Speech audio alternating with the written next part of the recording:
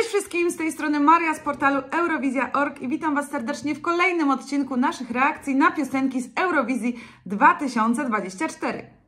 Tym razem będziemy się przyglądać kontrowersyjnemu zwycięstwu pana Windowsa 95 Mena w finlandzkim UMK. Nawet nie próbuję tego wymawiać, bo i tak nie potrafię. Więc my teraz zareagujemy na ten utwór, na wykonanie live, a ja Was zachęcam do subskrybowania, komentowania, lajkowania i wyrażania swoich opinii w komentarzach. Okejka, no to jedziemy.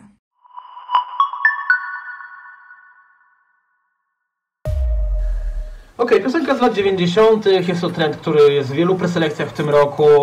Zazwyczaj te piosenki, które są w takiej estetyce, to one są takie właśnie głupkowate, trochę takie śmieszne, ale śmieszne w taki przesadny sposób. No powiem Wam, że jak Karia w zeszłym roku wyskakiwał z pudełka takiego z drewna, to tak tutaj pan wyskakuje no z jajka. To jest jajko? No jajko, ziemia, jakaś takie coś. No taka trochę typowa Finlandia, czyli próbują bardzo alternatywnie i jakoś tak, bym powiedział, kolorowo, ale nie do końca się to sprawdza i myślę, że jest wiele państw w Europie, które tego w ogóle nie kupią. Jest to niestety powrót do takiej przaśności i kiczu lat 2000. Kocham to najbardziej na świecie.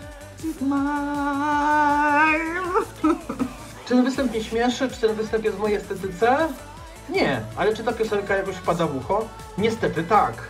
I wydaje mi się, że tak jak fani Eurowizji niekoniecznie się z tym identyfikują, niekoniecznie popierają tę piosenkę, to jednak spodziewam się, że to będzie miało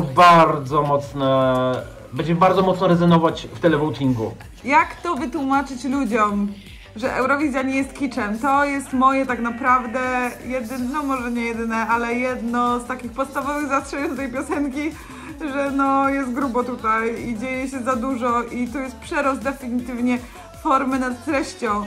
Skoro już ma się taką charakterystyczną piosenkę z charakterystycznymi wokalami, to już naprawdę nie trzeba przesadzać z jakimiś majtkami i takimi innymi. No i to też jest jakby kolejna piosenka w fińskich preselekcjach, taka obowiązkowa piosenka w UMK, która jest tym śmieszną piosenką. W tym roku Windows, w zeszłym roku Portion Boys, wcześniej Teflon Brothers. I ja powiem szczerze, że ja jestem zmęczony takimi piosenkami właśnie w UMK przede wszystkim. Ale to też było nie do uniknięcia, że w końcu taka piosenka wygra, no bo zawsze te piosenki zajmowały miejsce w czołówce. Taki trochę to jest może kac po Karii, że skoro prawie wygraliśmy Eurowizję z czymś tak charakterystycznym, z taką charyzmą, rzucaniem się kolorami po oczach, no to może teraz pójdziemy w coś takiego na siłę. Tu by się przydał ten autotune z tych norweskich preselekcji. Dajesz!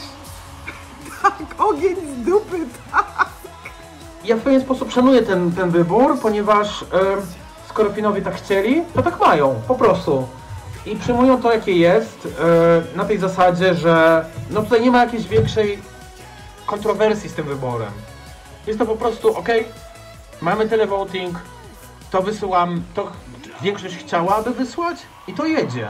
Turbo mnie śmieszy to, że piosenka nazywa się No Rules, a teraz prawdopodobnie musi przejść zmianę tekstu, zmianę nazwy wykonawcy i zmianę wizerunku wykonawcy, żeby właśnie się wpasować w zasady Eurowizji. No muszę Wam powiedzieć, że tutaj pewnie moi koledzy już to zjadą z góry na dół, ale ja się świetnie bawiłam i szczerze mam to w swoim top 5 obecnych piosenek. Nie jest mi nawet wstyd. Jak w zeszłym roku mi się Finlandia nie podobała, tak w tym roku ją uwielbiam i jest mi obojętne, co wszyscy powiedzą. Mi się to podoba, oczywiście nie wygra to Eurowizji, ale myślę, że też nie ma się aż co tak spinać po prostu, tylko się dobrze bawić. Ja już się widzę tańczącą w Euroklubie do tego, także szykuję choreografię. No cóż, dla mnie jest to bardzo, bardzo słabe. Uważam, że to jest jeden z najgorszych wyborów w tym sezonie, o ile nie najgorszy wybór w tym sezonie i nie zdziwię się, jak Finlandia się znowu rozczaruje jakimś 20 którymś miejscem, tak samo jak się rozczarowała po przepchaniu Erasmus. To by było na tyle, kochani. Dajcie znać, co myślicie o No Rules. Czy Wasze opinie są podobne jak nasze?